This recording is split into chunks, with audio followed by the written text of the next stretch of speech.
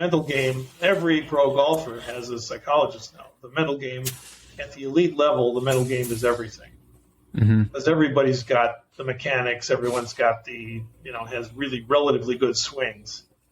And if you watch golf, you could just see the pressure, see people fold under pressure, right? It happens every week on golf.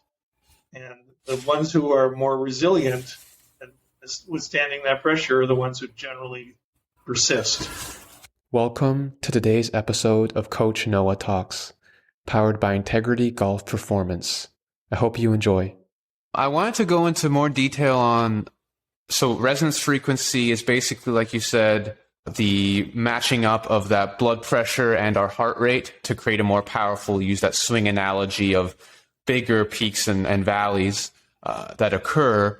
So then you sort of start explaining what we call, I guess, a resonance frequency assessment. So that assessment to figure out what that individual person's ideal breathing rate is. Can you share some information or insights into how those assessments are conducted in general? Are there different ways that they're conducted, or is there a standardized protocol that is agreed upon?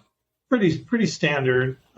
So basically, you have to have you put a breath pacer on for them of some kind, an auditory or visual breath pacer.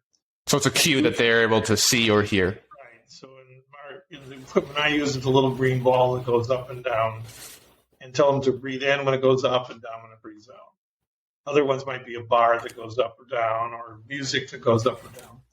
And then our protocol is we start with for adults, we start with about 7 breaths a minute and do 2 or 3 minutes, measure how much RSA there is, then move the breath to 6.5 breaths a minute, measure how much RSA there is, then move it to 6 breaths a minute, measure how much RSA there is, 5.5. At some point, their RSA is getting worse then.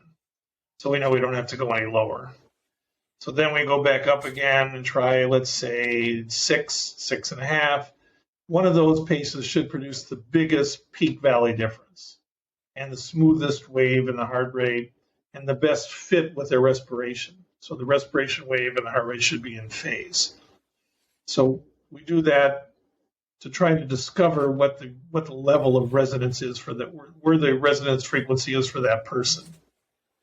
And there are about 3 or 4 studies that show that training like 1 breath off from that is not as beneficial. So we think it is important to try to find the exact right resonance, pretty close to the right resonance frequency to get the benefits from it. In one study, they just had everybody breathe at 6 per minute. So some people that was right, but for others it wasn't. In another study, they got resonance frequency and put 1 breath in addition to that, had them breathe at, let's say their resonance frequency was 6, they had to breathe at 7. And the benefits there were benefits, but it wasn't as great as at the actual resonance frequency. So that's the protocol that I think pretty much everyone uses. Some people randomly change the breath rates. My colleague Paul Lehrer likes to move around from 5 to 7 to 6.5 to 4.5 to try different random ones. We just find it's easier to do it graded down. But as far as I know, there's no data which any of those is better than the other.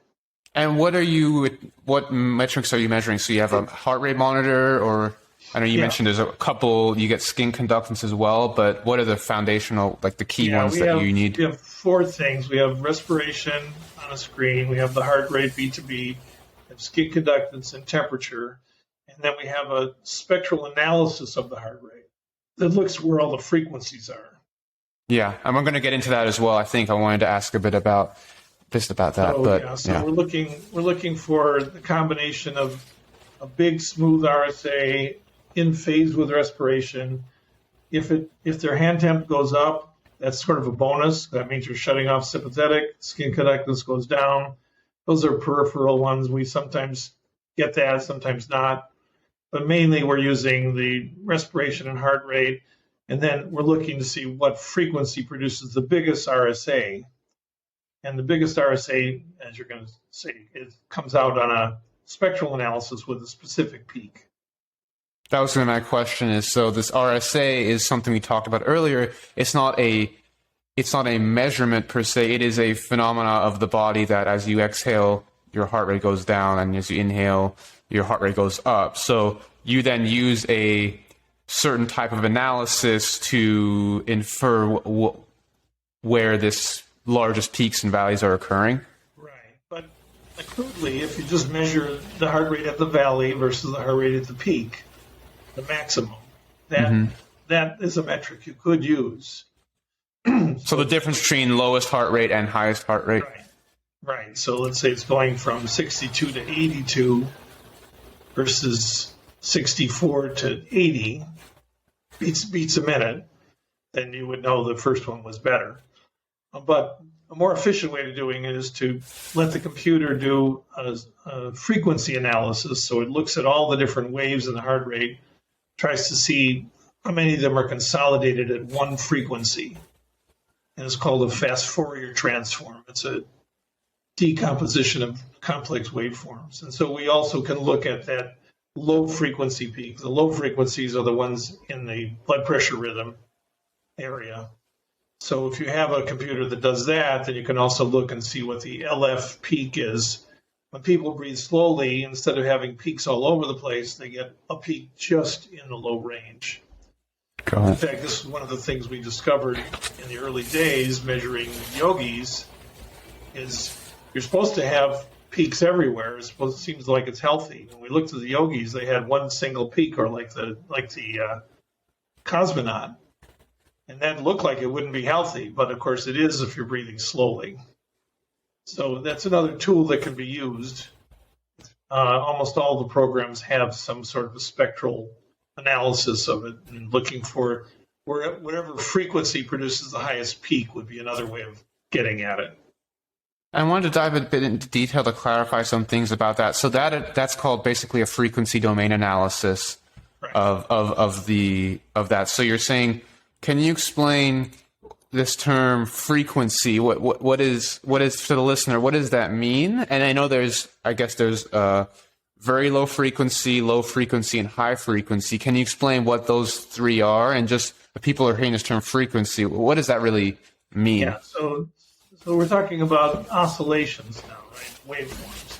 Mm-hmm. So imagine that you had a whole bunch of metronomes that varied from 25 times a minute to 1 time a minute.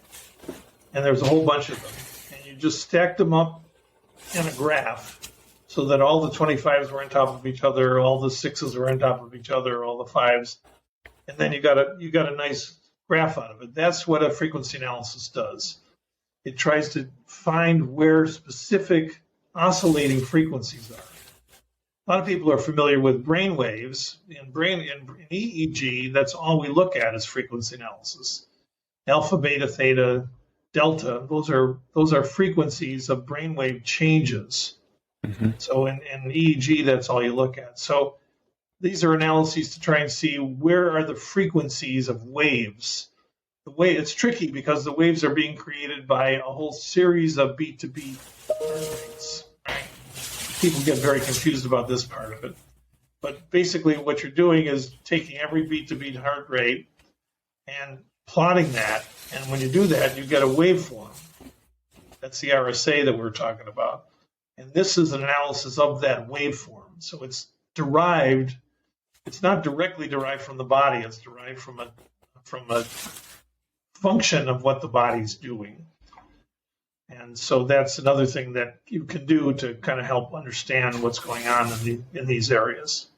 One analogy I'd love to get your thoughts on, I've heard, is also thinking of it as like if you're listening to a song and there's different instruments playing during the song, and then essentially thinking of it as a drum, there's a guitar, there's a bass, there's a piano, and then seeing how much each instrument is contributing at a given time to the overall piece. And so let's say there's one area is like a guitar, one area is a bass, one area is a piano. That might work. Probably a better analogy would be, let's say you're doing a frequency analysis of a cello, just one instrument. Right. So what do you do in a cello? When you want to change the tone, you press down on the string and shorten the string, right? You shorten the string vibrates more rapidly. Mm-hmm. So if you were looking at a cello piece, like a Bach cello piece, and you're putting it and you analyze the frequencies, you would see a different frequency for every place the person put their finger, let's just say on one string for make it simple. And then you could plot those if you wanted to. It would be very complex for a piece of music. But if you're doing like scales, it would be frequency, faster, faster, faster, faster, faster, in every place you put your finger. So that way you're looking at the instruments sort of work, except that all of those instruments have very different frequency characteristics, right? Yeah. The drum is getting it from how much the membrane vibrates. The horns are getting it from how much the reed vibrates. Violins from how much the string vibrates. So those are all in different sources. Yeah, different sources. So I don't think that analogy quite works as well as if you looked at a single source of vibration and changed it. Yeah. And then can you go into now, so these three frequencies, what they are, what does the low frequency, very low, and high frequency, what do they represent? Yeah, so the cardiologists who first discovered this many years ago just decided arbitrarily that frequencies between 12 and 20 per minute, 0.15 to 0.4 hertz, probably is where most people breathe. So those are the frequencies that represent the relationship between heart rate and breathing. And so they made it up and they said that's high frequency. Then they said, well, there's other frequencies related to the blood pressure we talked about, right? And those are in the range like 0.08 to 0.14 hertz, or like about 3 to 9 times a minute. So those frequencies they call low frequency.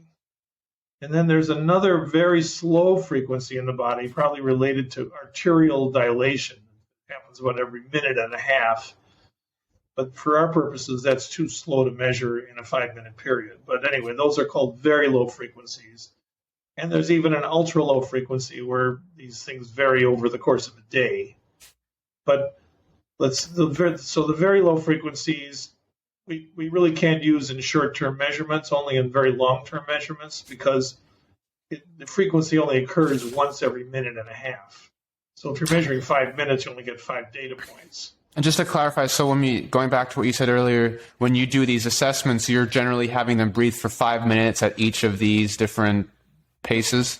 Right. Okay. And so do these very low... You don't need, to get the frequency domain, you don't need 5 minutes. Just enough to make sure they're as good as they're going to get at that frequency. Yeah. The 5 minutes we use for baseline. That's what we think is a pretty good amount during normal breathing to get a baseline. When we're doing the resonance frequency analysis, we don't need to do 5 minutes. You can, but usually the person you'll see within about 3 minutes what the peaks and valleys are going to look like at that frequency. And then we move to the next one, the next one, the next one. Most of them use about 2 to 3 minutes at each frequency, but I recommend the clinician, just whoever's doing it, look and see that they've optimized the frequency at that wherever they are. I just watch the screen, and as soon as I think they've got it as good as they're going to get at 7, then I say, okay, let's go to 6.5. Then I get as many minutes as it takes to optimize 6.5, and then 6 and 5.5. And then you can see it on the analysis, this frequency analysis, where the peaks are happening. Is it happening in the low frequency or not? Right. So what we have is a big complex mountain range that turns into a single peak. And that peak varies a little bit depending if you're 7 or 6, 7, 6.5, 6. It goes down a little bit because it's different frequency. And you're looking at those frequency heights within that frequency analysis to help you decide where the resonance frequency is. And so is the parasympathetic and sympathetic nervous system, are they associated with a certain frequency? So it's all, in long-term ratings, the very low frequency seems to have some sympathetic because it's related to arterial function, but all the rest of them are parasympathetic. Okay. The stuff that we're talking about, unless you're doing long-term measurement for very low frequency, it's all parasympathetic. Okay. And so what you're looking for is ideally you're finding the resonance frequency based on having a narrow, pointy peak of a lot of, I guess, power. Is that the right term to be using there? A lot of power being generated at this one frequency. Right. Which is generally... Imagine that you switch from all those metronomes I talked about to putting them all into one metronome at 6 per minute and stack them up. So the higher that stack of metronomes, the better. So we have a stack at 6, we have a stack at 6.5, we have a stack at 7, 5.5, 5. Whichever of those stacks is highest would be a pretty good indication that's the resonance frequency. And that happens generally in the low frequency band. Always in the low frequency. Okay, got it. And what are your thoughts then? Because there's also these other measurements, for example, RMSSD and SDNN, or something like time domain analyses. Could you, I guess, for the listeners, explain those terms I just mentioned, and then share the differences? Those are the ones that apply during normal breathing only. So, and those two are the most common. The best one, RMSSD, is root mean square of successive differences, it's called. But the easiest to understand is SDNN, which is, if you know what a standard deviation is, it's a very simple measurement. They just take segments of interbeat interval data, heart rate by beat heart rate, and get the standard deviation of it. And the more variability it is, the higher the standard deviation. That one, however, that applies to all sources of variability. So RMSSD is just a refined version of that one that uses a root mean square to kind of stabilize the data. That's the recommended baseline measure. More and more today, there's more agreement that we just want to see what someone's baseline measure is. We look at RMSSD. The other one we can look at baseline is called vagal, is the high frequency, right? How much activity is there in the high frequency range? To get that one, you have to take the natural log of it. So it's the natural log of the high frequency. Those are numbers that we call vagal tone. So like in our clinical realm, right. Yesterday I saw a client who has a whole series of problems: POTS, postural orthostatic tachycardia syndrome. She's also got Ehlers-Danlos syndrome, which is kind of a genetic hypermobility, gastrointestinal. So I just measured her baseline for 5 minutes, and so while breathing normally. It has to be during breathing normally. So I distracted her and just chit-chatted while I was doing it, doing nothing special. And I got, like for most people, you'd like to get an RMSSD like 40 to 50. Hers was 12. Right? So that means that those disorders she has are disorders of the autonomic nervous system. Now, one of them is genetic, so I don't know how much difference we can make there. But the other ones we might be able to improve with biofeedback. So we're going to work with her and see if we can get improvement on those. Generally, we are able to do that. So so it's really important that those measurements only during normal breathing. A lot of the sites confuse that. They'll give you an RMSSD during slow breathing. It will go up, but it's not a valid measure anymore when you're doing slow breathing. So if I'm understanding correctly, this RMSSD, SDNN, these other metrics, they are useful, but not useful if you're trying to conduct a resonance frequency assessment where you're breathing at these very specific paces, but they are useful or can provide insights if you're trying to get an insight just in general for somebody's, health while they're doing regular breathing. Correct. Okay. That is interesting because there seems to be confusion when researching this on using this RMSSD and SDNN, even when doing more biofeedback-based breathing. I know. I tried to correct that. Do you know where that comes from, or what? Is it just a lack of understanding, or a? Yeah, it's just confusing that all the things we're talking about. People are confused by variability in different frequencies. And remember, those frequencies were arbitrarily defined.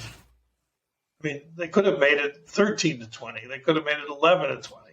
The cardiologists just said, well, most people breathe between 12 and 20 breaths a minute, so that's where we need to look. So it's really important, because if you happen to get a slow breathe, if someone's breathing slowly during your baseline 5 minutes, what's the consequences of that? They're not going to get any high frequency activity at all. And that's where we measure vagal tone. So they're going to look like they have zero vagal tone. That's what happened to our Swami. Mm-hmm. He happened to be a 9 breath per minute normal breather. I mean, after years of whatever he was doing. And they went into a cardiologist that had an automated program, and it set off the cutoff at 12 to 20. So he wasn't doing any breaths at 12 to 20. So he had no activity in his heart rate at 12 or 20 in that frequency. So they said, go to the emergency room. You're going to die any minute. This is a super healthy Swami, right? Mm-hmm. So it's a confusion between those two things.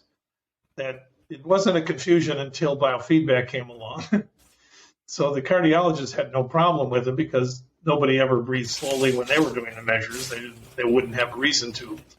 We came along and started telling people to breathe slowly. And all of a sudden, all these things got very confusing to people. So, and what are the benefits once someone's identified their resonance frequency, or even if they haven't, but they're trying to breathe at a slower pace in a concerted effort to do that? What are the benefits of that? Is it that is it about being more readily able to create more of a parasympathetic response, or is the training serving the purpose of creating stronger responses, or is it both? Really the former. It's more flexibility. It is stronger, but you don't really want one system to be too strong. You want the system to be super flexible. If there's a real threat, the parasympathetic system has to go off, right? If somebody walks in with a machine gun, you don't need any braking on your heart. You need full fight flight.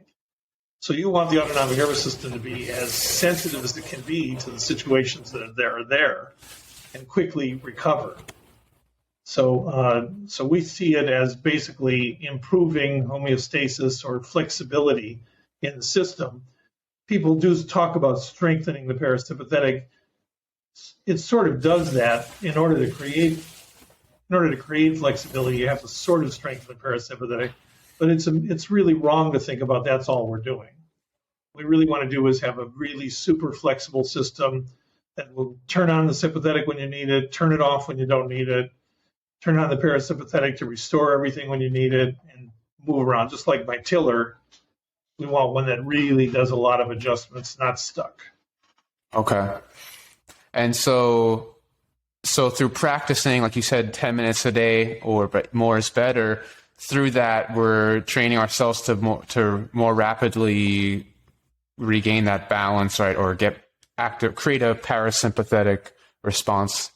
Yeah, and now we also are seeing that it also produces other positive effects. Better mood, better positivity in your outlook, better performance, better executive function, frontal executive function.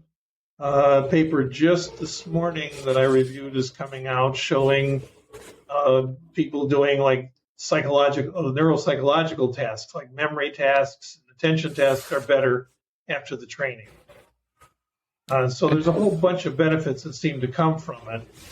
And again, they've been touted by yogis for 2,500 years. They've told us, but there was no science behind that. They just, it was anecdotal. Now we know that some of what they said, at least, they also think they can cure cancer, so that's probably not right. But a lot of what they said probably is true from regular practice of many people do yoga, practice slow breathing. So they do other things too. But anyway, there are a myriad of benefits that seem to come from that regular practice.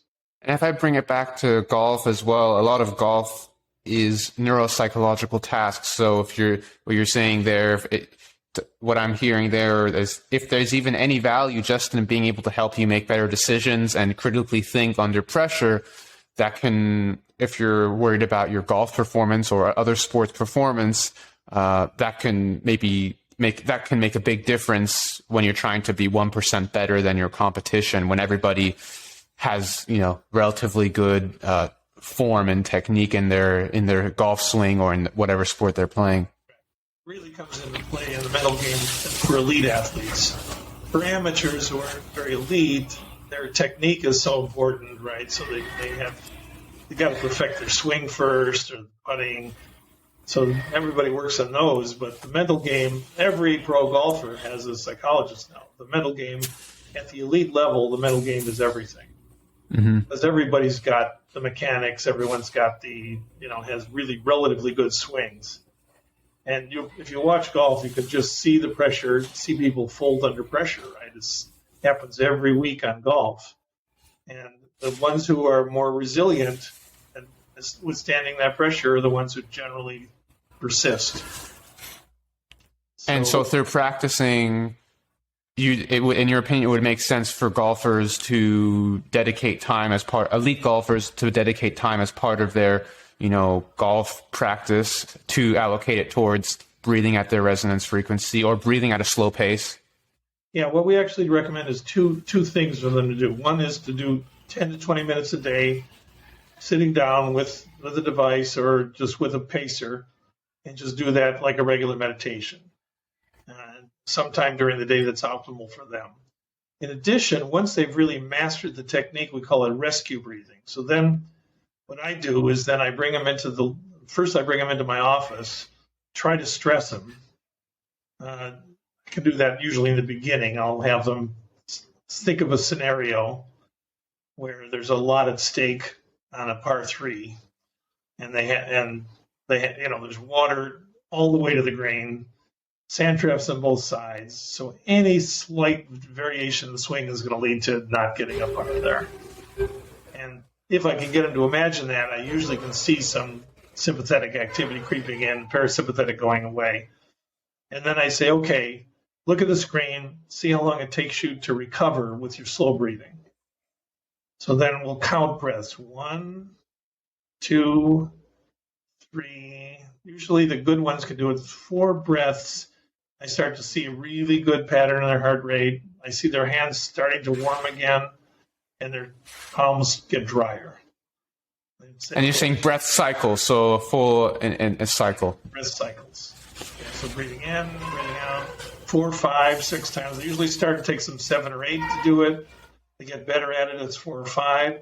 So, because we need them to do that between the tee and the green, right? Mm-hmm. And so while they're standing waiting for their person playing with them to take their shot, we want them to be focusing on that flow coming with that breath. They don't have a pacer to do it with. They have to do it on their own. But so we check that they can do it on their own, and they can. And then I've actually, in one case, I had a golfer who had the yips on par 3s under pressure where he would pull the ball on par 3s. And even if he lined up way the other way, he'd still pull the ball. It was just like a mental block. So we worked in the lab until I couldn't get him stressed enough to do it. Then I actually went out with my laptop and tried to not get hit in the head by the golf club and measured him and told him, we went out to a course and he had no problem because there was no pressure. Put it right in the green every time. So I said, okay, now we got to create some pressure. So he called a buddy, another pro, and they bet $100 a shot who could get closest to the pin. These guys, $100 doesn't mean that much, but it's still not something to them. And now we got some pressure on them. So now I can start to see the physiology fall apart. So then I would say, no, don't hit yet. Do your rescue breathing. Okay, you're good. Go. And he just sort of broke the cycle of that mental block and figured out how he could flow through to get on the green. And he ended up splitting the two of them tied for closest. That nobody really won more than $100. And so when you're doing that, the measurements that you're looking are the same, these peaks and valleys, to get those peaks and valleys where they should be. Yeah, no baseline, just peaks and valleys. So wow. I had them hooked up, and I'm watching my screen to see, okay, do your slow breathing. And I had to make sure he did it exactly at the right pace and properly. Then I was waiting to see something, good peak in a valley, and maybe some hand temperature. I wasn't able to get hand temperature on the course, but anyway, peaks and valley. And as soon as I saw it, I said, okay, stay right in that mental set and hit the ball now. And then that seemed to break the cycle of those yips for him. Fascinating. So one part is practicing at home, those 10 minutes or more for golfers. So that's really practical advice there. And then the second piece is rescue breathing, is essentially making it functional on the golf course, being able to use that and hopefully getting to the point where within 4 breath cycles, you are able to get into that point where you have your respiration rate and your heart rate are synced up. Oftentimes what we saw, like on the putting green, in preparation for a putt, we would see the golfers hyperventilate. They take really big, deep breaths. That's the wrong thing to do. Big, deep breaths don't work. We want slow, effortless breaths. So, and a couple of the pros that I've worked with and my colleagues work with, we got them to incorporate into their putting routine that rescue breathing. You know, they all have their ritual putting routines. So now they're standing on both sides of the line. They're trying to gauge, you know, and we want them to also make a good decision on reading the greens too. They've got a caddy, but reading a misread is just as bad as a bad putt. So we want them to kind of get into their executive function to not make an emotional decision. Lots of times there's water one place and it just kind of veers their reading the green somewhat. They have to kind of learn to correct for that. And then we get them into just incorporating into their routine. If you watch closely, you'll see some of the pros. Part of their putting routine is you'll watch their belly breathing. And they're lining up the putt, they're kneeling down, and they're kind of doing something. And then we want them to get at least 3, 4, 5 of those belly breaths, slow belly breaths in before they actually do it, and also putt on the exhale, which seems to help with that flow a little bit. Putting on the exhale seems to help. Is that a physiological reason for that, or just anecdotally? That's when you're engaging the vagus, right? Because the heart rate's going down. So that comes mostly from target shooting, where they've learned that they have to shoot in those guys are all totally aware of breath cycle. We never had to teach them anything. They knew that already. Although there's a South African target shooter who won the gold medal who did do HRV biofeedback. Interesting. And then I guess I want to respect your time and conclude here shortly. On the assessments, inhale, exhales, I've seen some say you should do even inhale, exhale versus a longer exhale. Do you have any thoughts on that? Well, we have conflicting evidence. So from yoga, we started off with a 40% inhale, 60% exhale. That's what they said. So we figured, well, maybe 2,500 years, maybe that's right. So then there was one study out of Austria that showed that was true. It was better to do shorter inhale, longer exhale. But then there's 2 other studies since then that have found that 50-50 is just the same. Never more than 50% inhale. So now what we do is we say, choose the one that you're comfortable with. A lot of people really like a shorter inhale and a longer exhale, but some people don't. So if they're comfortable with 50-50, we see a lot of kids. The kids seem to have a tougher time with that long exhale. So we haven't seen any detriment to the technique if we do 50-50 versus 40-60. And some people even want to do 30-70. That's unusual. 30% of the time 30% inhale and exhale. Some of the pacers allow you to do that. Some of them don't allow you to do that anyway. So right now it's up in the air. We have mixed data on it. So my conclusion is the default is 40-60, and if they feel better at 50-50, we let people do that. When it comes to assessing this, is someone wanting to do that, can it only be done in a valid way if they have access to the heart rate data as well as the respiration data, or can they do that if they're just using a heart rate monitor? Yeah, most of the cheaper systems just use heart rate, so you can get pretty darn close with that. I love having respiration. It seems to give me, in the clinic, a lot of information. But thousands of people are doing it with just heart rate. So I would say you just have to experiment until, if you experiment a while, you'll feel a niche at your resonance frequency. I can feel it in my body when I'm at my resonance frequency. There's a certain feeling to it, but it takes a while to get that. So in fact, like with the yogis, they all came to that after years of practice, right? They all, whatever their resonance frequency was, after them thousands of hours of trying it. But once they found it, they felt it. So I think you can do it with just a heart rate monitor, or just with slow breathing. If you do it long enough, just keep on trying different paces and see if one of them seems to hit a niche for you. Okay, and I think that's an important point then also. If someone's like, okay, I don't have the resources right now to go through this type of assessment, it's not going to be bad for you if you start trying just breathing at a pace of 7 to 5.5. There won't be, it's just that you won't be as efficient as if you would know your actual resonance frequency. Exactly right. Yeah. No, definitely no harm, definite benefit, just not quite as good as getting the exact right one. And the last thing before I try and conclude here, any special considerations for kids kids doing this type of breathing? Are there any differences there? Yeah, so kids have faster heart rates, and sometimes their resonance frequencies are above 7. So in our clinic, we have a sliding fee clinic. We see kids with problems, and we often have to go above 7 for their resonance frequency. It's like a cello versus a violin, and each has a different resonance frequency, right? Kids are smaller. The resonance really has to do with the blood flow in the chest and not psychological.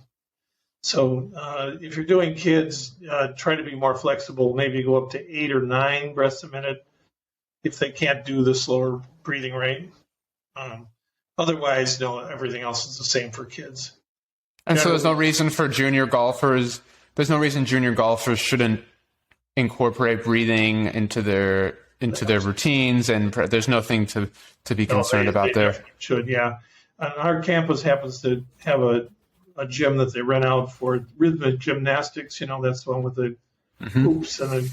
So these are all like 10, 11, 12, 13-year-olds. The coaches are Russian and Bulgarian that stress the hell out of them. So I've been lucky enough, because I'm right across the street from them, to work with them all. And they're just delightful little kids. And they get straight in rhythmic gymnastics. The kid in front of them has got their own music, and they're performing, and you're off stage waiting for your music to come on to do tumbling on these apparatus. So it's really a terrible stressor to be standing there waiting for your music to come on. You're hearing someone else's music. So they have a lot of choking in performance. So we basically, the whole team ended up coming to me, and one of them got in the top 10 in the country. So that was a perfect one for them. So now when they're off stage, they're just, they put earbuds in, listen to their music, and do their breathing. And when they go on, they just kind of flow right into the routine. Because, what they're doing is doing a couple of flips, throwing a ball in the air and catching it on the back of their neck. So imagine how easy it is to choke on that. It's so easy to just be a little bit off. So yeah, for those kids, and some of them now, I saw like 8 or 9 years ago, and I get a little email from the college saying, I'm using this during exams in college. This was great to learn. It's a great skill to learn in general for a bunch of different things. Absolutely. And I think it seems like for golf, there's just so many opportunities due to the nature of the sport to incorporate this type of breathing into pre-shot, post-shot, in-between shot, before the round, especially what you talked about with the rhythmic gymnastics. That kind of example before the music starts is very similar before the first tee shot, right? There's a lot of waiting. You got to wait your turn. You can't go anywhere else. So it's all these opportunities for a lot of sympathetic stress responses, and breathing can allow us to counteract that and send some parasympathetic signals, or engage more of those, activate those parasympathetic signals. Better flexibility, so you can recover quickly, get into the flow. So those are the ones that I think are the best applications. Place kickers, baseball hitters, gymnasts of various kinds, golfers. Those are the ones that we've seen the most. Haven't seen great opportunity for distance runners or sprinters, but I haven't seen much effect on sprinters. Have you seen anything with tennis? Tennis, only if there's preparation for the serve, to get into the flow for the serve. Once you're in the point, I don't think it matters. You're breathing, you're exercising, so your heart rate, your parasympathetics turned off during the point. So maybe some. I've worked with a couple of tennis players. I'm not sure I had great effect on them. I worked with a couple of major league pitchers who had choking between. They got sort of a mental block for getting the ball over.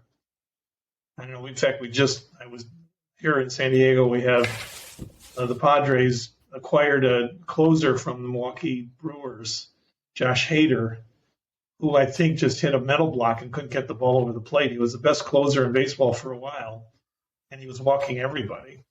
And I was just dying to go in there and work with him, but they didn't let me in. But I'm a Padres fan. But I think he kind of straightened it out now. So, what about basketball free throw shooting? Well, it's a little tough. If it's after a timeout, yes. Because usually if you watch those guys, they hyperventilate before they do the free throw. But it depends on how fit they are. If if their heart rate's recovered completely before they shoot the free throw, then it can have an impact. But if it's in the flow of the game and their heart rates are 110, 115, because they've just been sprinting, there's not much effort. It's hard to really get that to work for free throw shooting. But I've tried it. We've tried it with some free throw shooters, especially if they get sort of a mental block on it. What about the cardiovascular endurance element? That brings up a good point because of basketball. Obviously, they're running, and if there's no break, does someone's cardiovascular endurance play a role in the effectiveness of this type of breathing and their overall HRV? Yeah. So fitness definitely plays a role. General fitness. If you look at kind of the main measure you use is heart rate recovery after 1 minute, right? That's totally parasympathetic. If you don't have a strong parasympathetic to turn off that system, called accentuated antagonism. So that's why for heart patients, if they exercise, get their heart rate up, and then after 1 minute it doesn't come down, that means they don't have a very good vagal brake. And they're at much greater risk for mortality, like 5-7 times more likely to be dead in 5 years. Okay. So yeah, fitness is clearly, not controversial.